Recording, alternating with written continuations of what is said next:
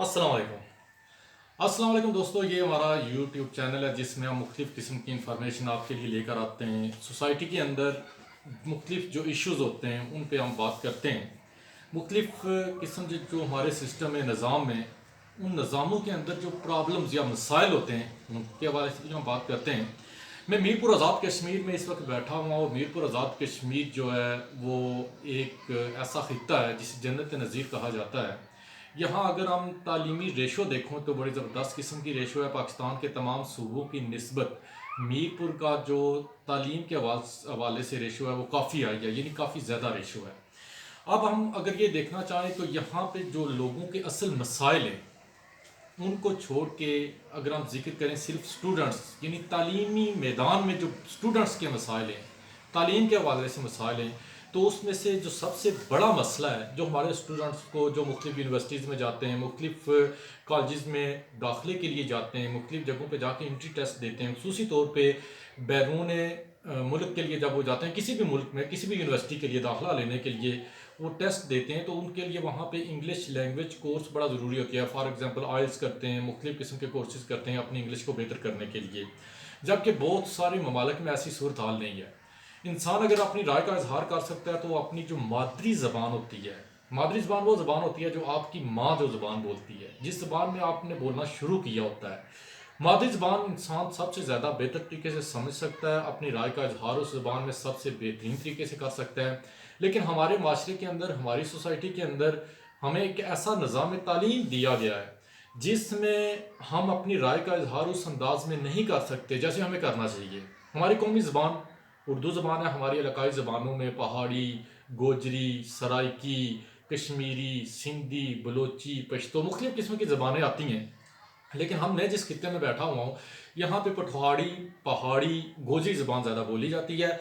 ये इन लोगों की मादरी ज़बान है, इसी ज़बान में ये लोग अपनी राय का इजहार करते हैं।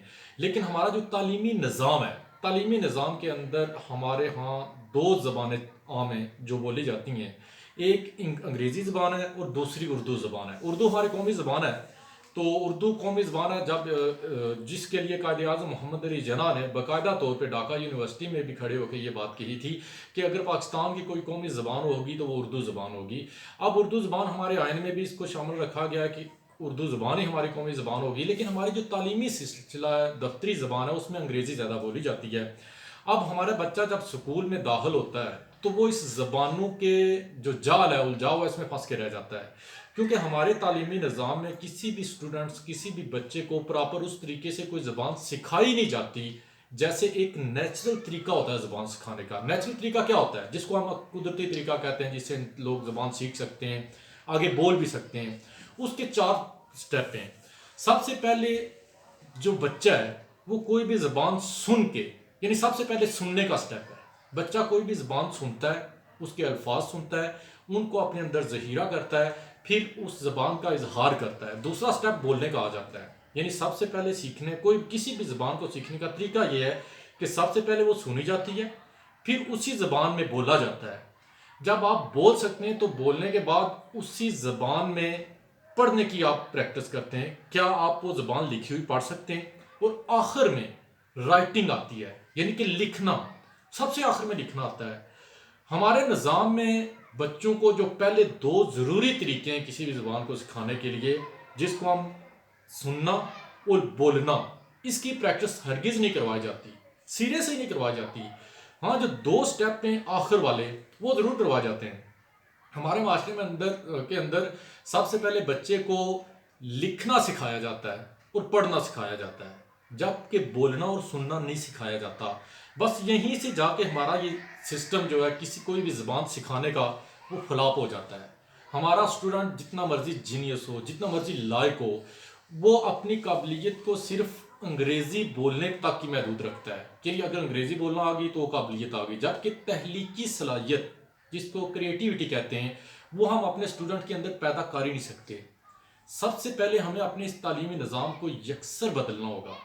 हमें एक ऐसा निज़ाम देना होगा जिस निज़ाम को मद्देनज़र रखते हुए हम अपनी आने वाली नस्लों का फ्यूचर मजबूत कर सकें। हमने एक अच्छा निज़ाम तभी दे सकेंगे जिसमें बच्चों को प्रैक्टिकल सिखाया जाता है। हमारी प्रैक्टिकल लाइफ में जो कुछ किया जाता है हमें किताब में नहीं पढ़ाया जाता। और सबसे बड़ी बदकिस्मती کہ ہم اپنے اس تعلیمی نظام کے ذریعے اپنی آنے والی نسلوں کی تربیت بھی نہیں کر سکتے۔ میں نے خود دیکھا ہے، ہم نے خود ایسے کیا ہے، سنا ہے، ہمارے ساتھ بھی ایسا ہوتا تھا، ہمارے اساتذہ ایسے کہتے تھے کہ ہمیں سچ بولنا سکھاتے تھے جھوٹی کہانیاں سنا کر۔ ہم جھوٹی کہانیاں پڑھتے تھے، وہ پڑھ کے تو ان کے ذریعے ہمیں اخلاقی ہماری تربیت کی جاتی تھی۔